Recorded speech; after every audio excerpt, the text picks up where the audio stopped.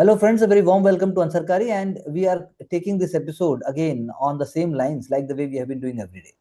Though I have asked my aspirants also to do the same and they have been also putting up their ideas. So it is actually very crucial for every candidate, whoever wants to, be the part of it. Either you are working, either you are, studying, or you are trying to create something. It is DIY. It is not chat GPT, it is not AI which is going to give you success in exam. It is you only on your own which is going to help. Coming with the question number one, it is a very important for the prelims perspective that palm oil.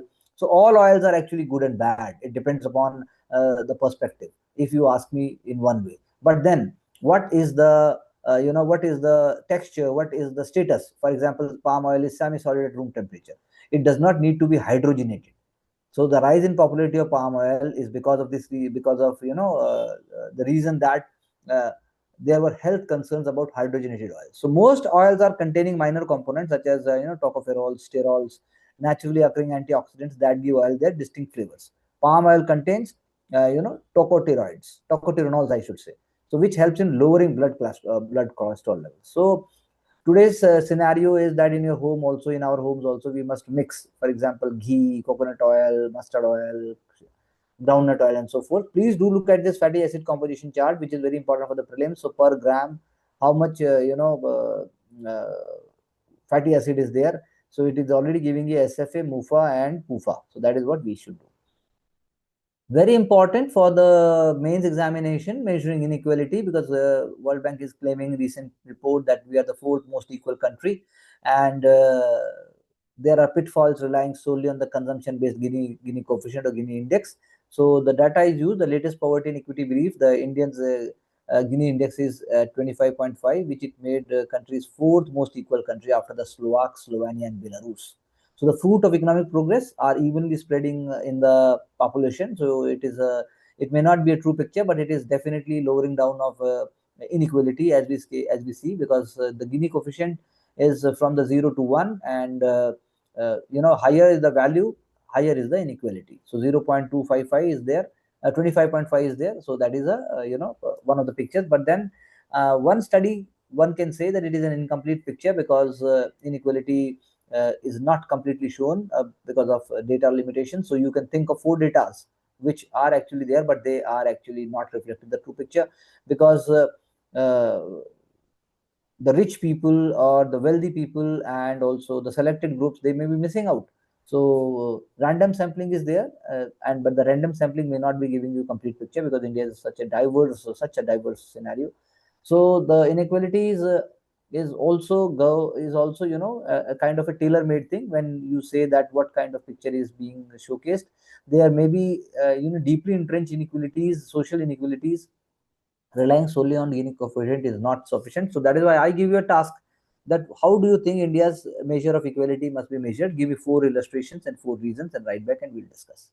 India's global south outreach, give and take, is a delicate balance. We have already seen. So what is the India stand just on, not on the Gaza war, but also with respect to Palestine, with respect to even Sudan, with respect to even what is happening in Europe, and even on the Russia-Ukraine war. So the idea is that now the situation is so complex that we have to see our own benefits in a way that where we have the friends all across the board. Even with China, we are not saying that we are jumping ahead of the wagon. We are putting up our idea, we are trying to convey to them, and we are standing our ground. So that is why there are different gains for India when the international community and countries are actually agreeing that what kind of situation India wants to portray with respect to, for example, terror activities by Pakistan. So this is one way. When we say minding the mineral gap, very important for the mains examination, critical mineral clubs can help secure India diversify supply chain. So it is not just about the rare earth minerals. For example, Japan, for example, not Japan, I should say Australia, is very important country for us. But the foreign ministers of Quad, they have announced that they will be collaborating with each other for securing and diversifying supply chain. This is a very good. So unilateral groups, or you can say clubs, a key. It is part of India's mineral diplomacy. We have already discussed that how China is actually stopping and throttling uh, uh, rare earth metals. So it is hampering India's goal and India's mission to green economy. and also with respect to other critical inputs in semiconductors and so forth. We are also doing agreements with Argentina, Zambia, and furthermore countries, so as to see in terms of a constant supply is always there. India's partnership with UAE, US, and UK, it is also focusing on joint ventures for mineral processing and recycling. It is very, very important. Recycling is a very critical aspect. So the stable supplies of critical mineral and India becoming a kind of a processing hub is very important in the longer run. So the unique solution is that India, being a very open, very talented, and a kind of a skilled country, it is going to provide joint technical, financial, and diplomatic resources to support such innovation. So it is a very, very positive step, and it will be providing results in a couple of years. And the mineral security partnership, which is already there, you can say that it is a kind of a support system which is creating a kind of economic security, diversity, supply chain, resilient partnership. These keywords you must be writing in your main answer. And example of the past, for example, it was vaccine, now it is critical minerals. So friendly stockpiling of reserves is one other keyword. And other is that how global dynamics will not be impacting much, geostrategic changes will not be impacting much. It will be helping India's not only just transition to green technologies, but also creating incentive for export based mineral industries. So these are the keywords. Again, I'm repeating, these keywords you must write in your notebook, so that when you are writing answer, they must be coming up. Now, when we see from the perspective of the UPSC, they may ask you question that CA, NRC, and now special intensive revision, the current government is following a path that is leading to disenfranchisement. But that is not the case.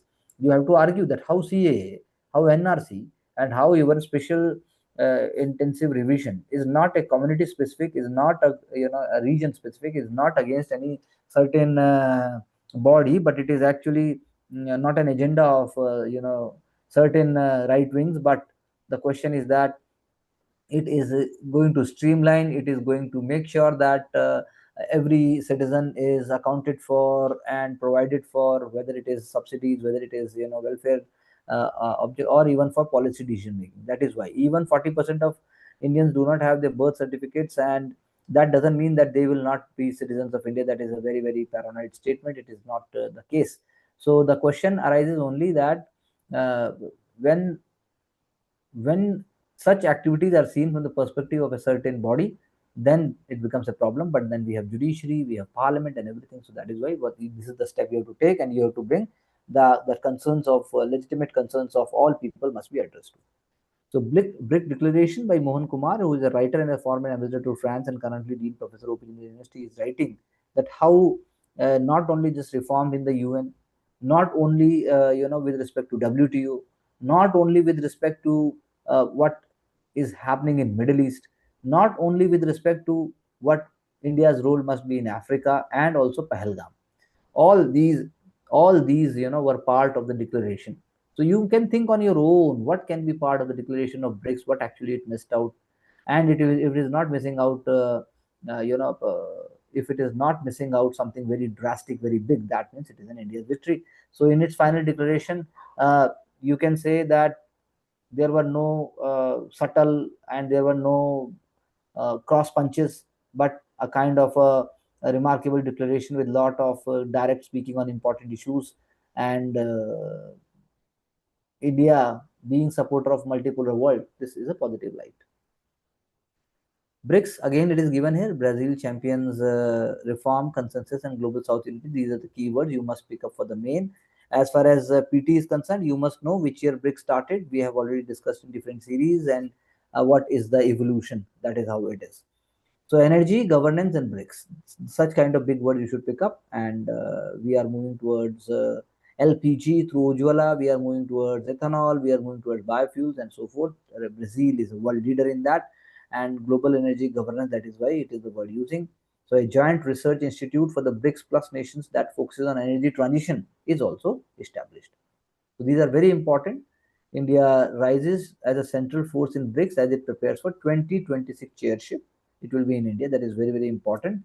And the footprints of BRICS are also increasing. So after G20, it will be one of the great achievements. And India is getting diplomatic ground when it is supporting supported when BRICS leader supported its candidacy to host 33rd Conference of Parties to the UN Framework Convention on Climate Change in 2028. This is again one of the great achievements. So, rest of the factors we have already seen, whether it is cybersecurity, whether it is digital regulation, whether it is export imports, whether it is ethics, whether it is in terms of agriculture initiatives. So, you can bring all these ideas.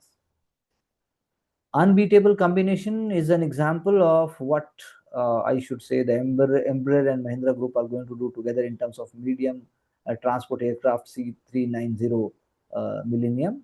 The photograph is also shown here. So this is an amazing thing. You can always write how this collaboration is going to bring a sea change. So work-life balance in society answers, you can always write that there is a less leisure gap for women, both are paid and unpaid, as I already said, and then women is spending less than the male. And it is interesting to note that overall Indian figures is heavily influenced by rural women. Urban women slightly enjoy more leisure time than the rural women. Urban TV dominance is there. TV watching and TV watching, conversing and reflecting and resting and relaxing are among the top three leisure activities. But they are prioritized differently in rural and urban areas. Watching TV strongly with the longest time spent by urban women, 110 minutes. So that is how it is. Screen rules are there. Urban loves to watch, and rest is less prioritized. That is very very important to understand its consequences. Recreational reading, rare overall, but elderly urban men are reading more, and leisure reading is among children also must be increased. So it is very sad.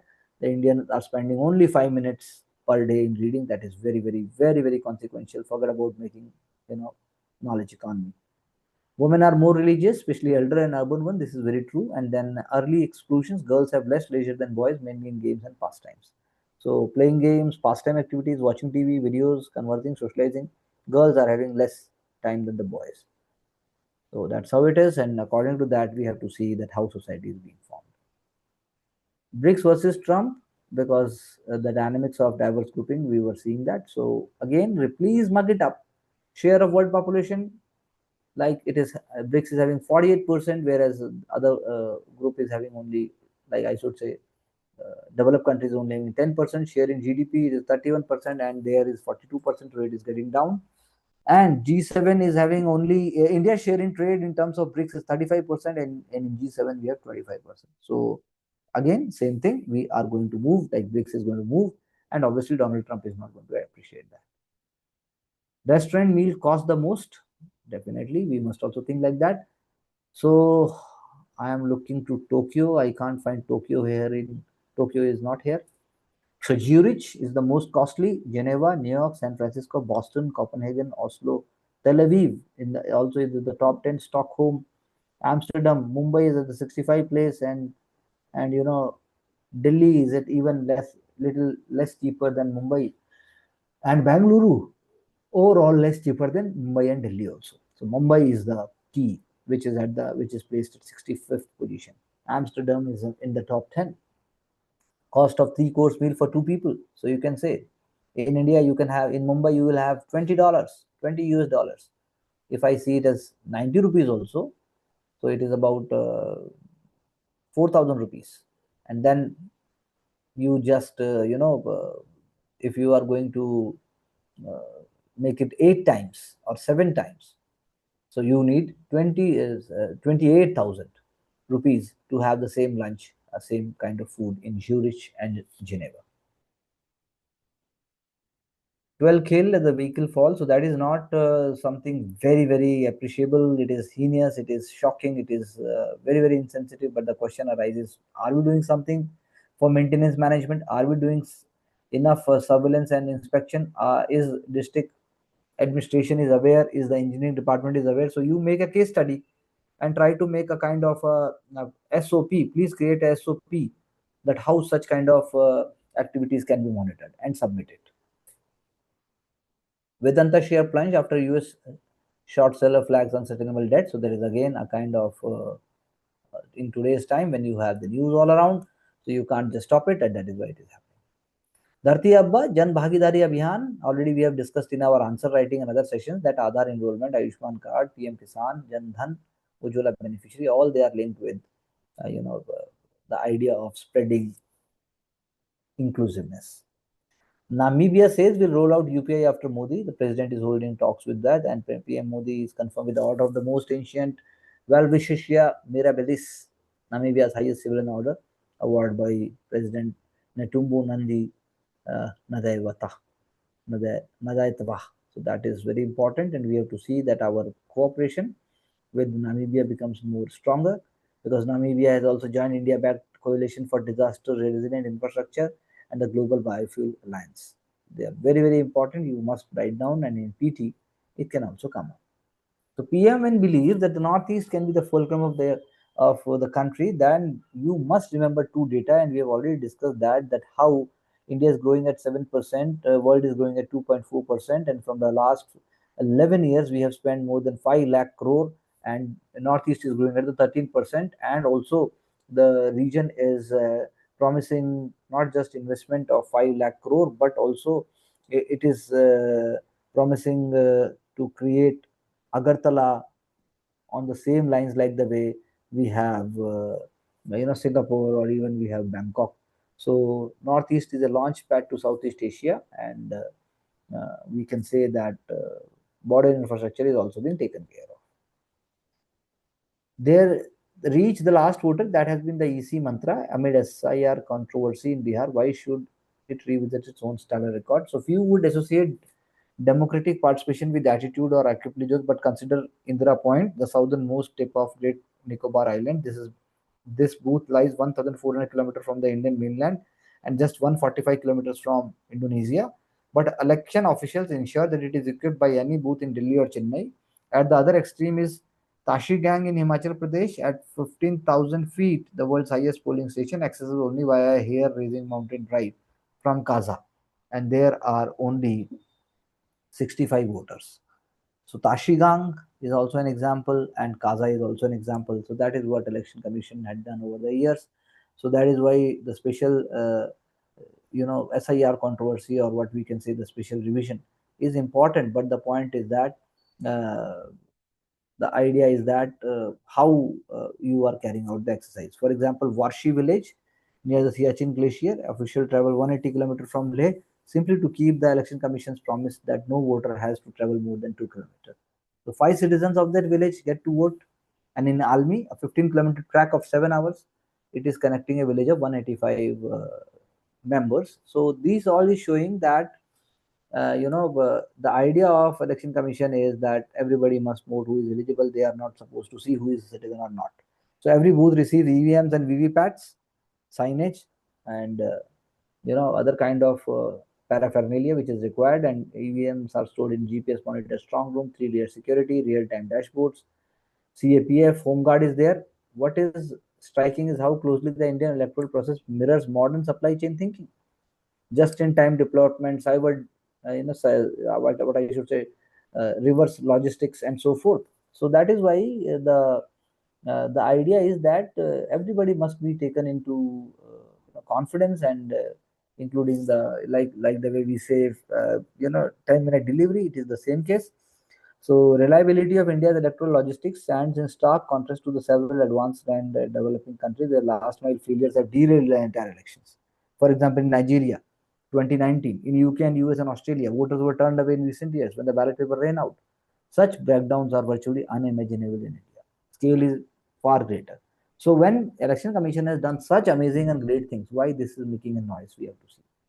Guru Purnima is an opportunity to honor people who guide us. This is very true. Guru Purnima, Adi Shankaracharya, here they are talking about one of the greatest gurus. It is in the month of Ashad, and we can say that the birth anniversary of Maharshi Vedvyasa additionally marks the beginning of Chaturmasya, 4-month holy period in monsoon, when the sadhus and monks they stay at one place and teach their disciples. Ideal time for deep meditation, chanting, fasting, connecting with divine energy. Gu means darkness, and Ru means the removal of darkness, meaning the one who is dispelling darkness from your life. The parampara is very, very deep. Guru is not just a teacher, their presence is a living force, feeling a constant source of strength, direction, and inspiration.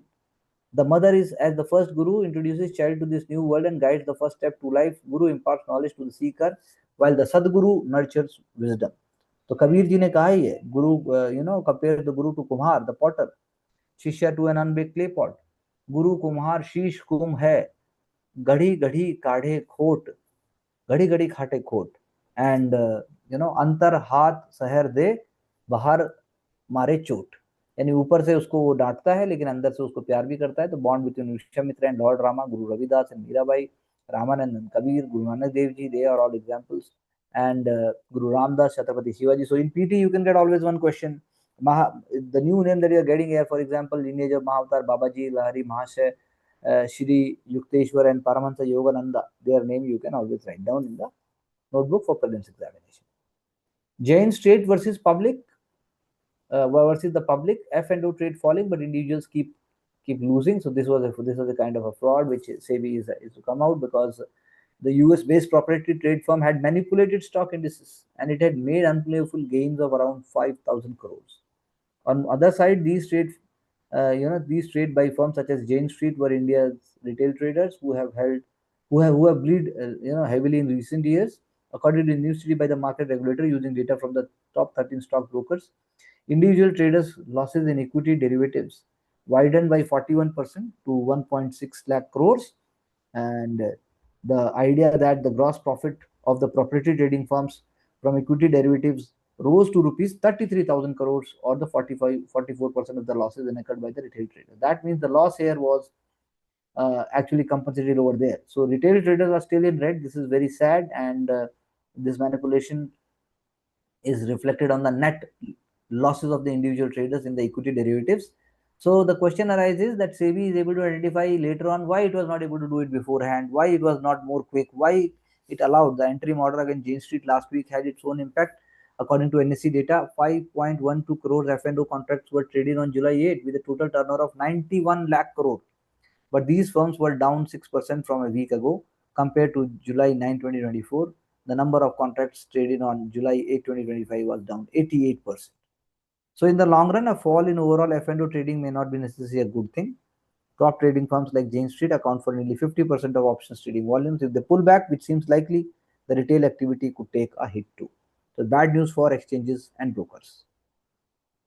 Starlink receives final regulatory clearance for offering services in India. That is what the US president says. But now, because Donald Trump and Elon Musk, they are no more on the same page on many things. But they have put up a great show. They are great power, and they have a great, ability to sway and also to make differences and to mark fortunes of developing countries. The SpaceX rocket carrying Starlink satellites after launching from Cape Canaveral on February 2025. Retail SIP boom continues. June inflow to 27,000 crores. This is very important. Inflow into arbitrage funds are at record high. So this is a very positive point for the retail investors.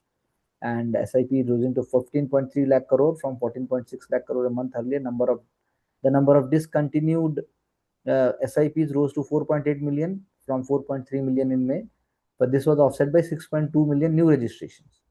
So while the market volatility had some investors cautious, we are moving towards hybrid and arbitrage fund that reflects maturing investor behavior and preference for balanced risk strategies in uncertain times. So the idea is that a strong inflow may mark a turning point, indicating structural confidence in Indian equities and rising appetite for risk. Inflow into small and mid cap continue to outpace those into large cap, highlighting investors' conviction in high growth segments. As SIP gain traction and equity markets remain beyond 100 lakh crore, 100 lakh crore AUM milestone seems to be increasingly attainable. So this is what you should write in your mains examination, that what are the figures and facts. Debt fund registered a net outflow. That is what we can say. So NBFC should double the loan book, because then only credit availability will be there at the last mile. And the idea is that MSME and other needy sectors minus speculative areas, they will only be helping to achieve the goal of Viksit Bharat by 2047. NBFCs currently account for around 24% of the volume of credit disbursed by the scheduled commercial banks, and NBFC credit should reach at least 50% of the total volume disbursed by scheduled commercial banks. So scheduled commercial banks are carrying the high weight, and they are doing it in a process, but then we must cut down on NPAs and all that. Demat accounts near 200 million mark. Total number of Demat accounts reached toward 200 million in India. So this is a very, very important figure. So you can say that demat accounts in January, uh, CDSL, NDSL, and total 188.14. BRICS can't set off, new world order. So we are not saying that it is doing so. India do not want it as that way.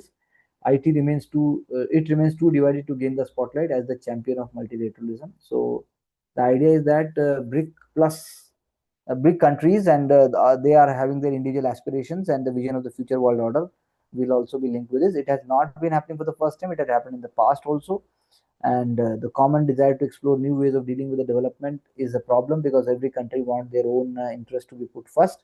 So as a loose grouping that includes different kind of governance systems, for example, authoritarian China and Russia, democratic Brazil, India, South Africa. BRICS is not unique. The UN and the Commonwealth also comprise autocracies and democracies.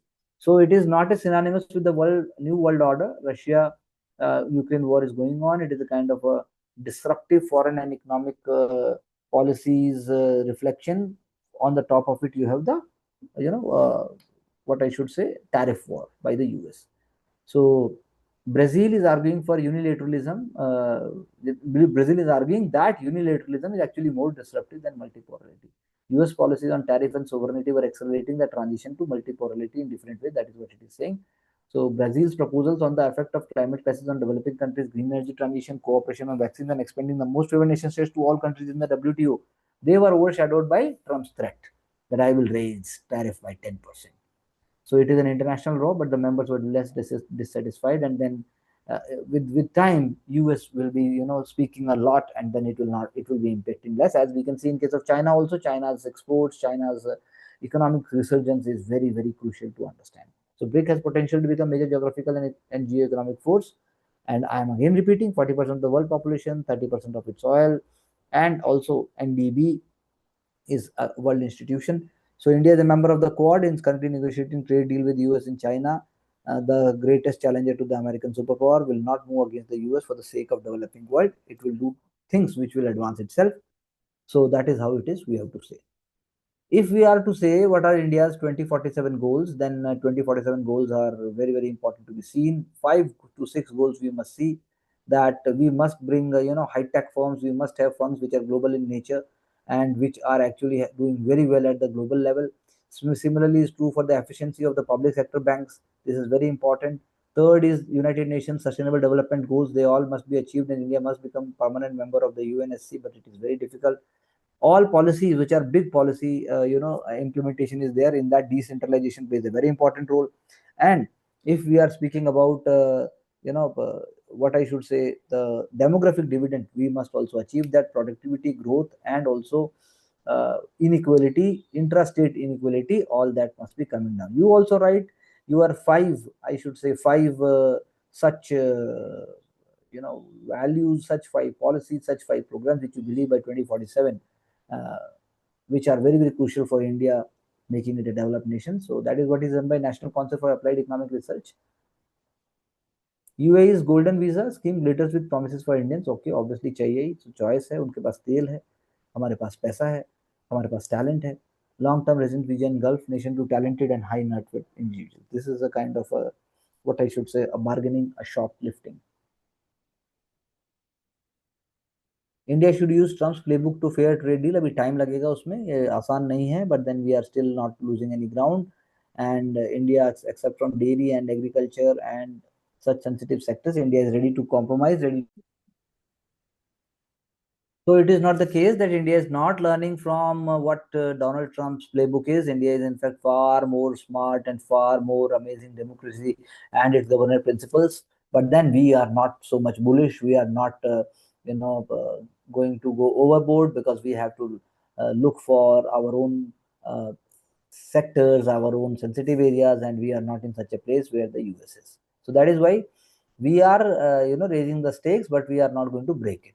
So India never believed in a kind of a very, very pushy and also a kind of a compromising position. We believe in an accommodative position. That is what we are doing. US tariffs have resulted in an inflation paradox. So Trump tariff hikes are yet to show up in the US cost of living data, but these are early days yet, and the trade shock still risk setting of shutters of price instability. That is what is there. So we have to look for this space, and then you can write it in the mains exam. Corporate debt to break another record. So corporate bonds issuances are expected to scale another record in the current fiscal, and Indian companies continue to raise funds at cheaper cost from the debt market. When the bank loans are, when the banks are taking long to fully pass on lower policy rates to business, so local companies, they are picking up the money. So the faster transmission of the recent cut rates in the debt market compared to the bank lending rates, corporates have preferred to raise. We can say they have preferred to raise funds via bonds rather than borrowing from banks. So this is RBI's idea was to inject liquidity by reducing CRR so that more money is there. So this is what is happening. We have to see how MSME, how agriculture sector, they all will get it. Look beyond the usual center-state tax share matrix. This is very important. 16th Finance Commission member Manoj Panda is highlighting for the need of a give and take. We must write this fiscal division in our mains answer: the population, area, forest, income, tax, fiscal deficit, and demographic. So 6 to 7% of states tax to GDP SDP ratio is there, and by 2631 the revenue sharing plan will be framed. So that is how it is. It is a new uh, ideas are being put up. A debate is going on that from the developed states in the Western India as well as from the South, that they are contributing more to overall tax to the kitty. They are not getting adequate returns. So of course, in any federation, there is always a give and take. Weak states have to be supported, and developed states are saying that the low-income states can't be supported beyond a point. That is not true. Rich states have urged to take into account their contribution to the national growth and tax revenue while recommending horizontal allocation over states. These states argue that while they contribute disproportionately to national GDP and tax collections, the distribution formula does not adequately reward them. So that is why they will not be seen to be as penalized. I think they everybody has to go beyond their limits, and that is what collective effort is all about. That is what how we have done it. Anybody, anyone leaving the system or breaking the rules, stop and even protocols, I think we have to look beyond the mechanical exercise, and everybody will have to have the consequences. So with these ideas and thoughts, I leave you with certain topics so that you can work and get back in writing, so that your learning, your ideas become more stronger, because that is the only way. Rest all is a myth. That is how we at Ansarkari create programs, create plans, and take everyone along the journey, however weak or however you know uh, the beginning of a candidate is. Thank you very much.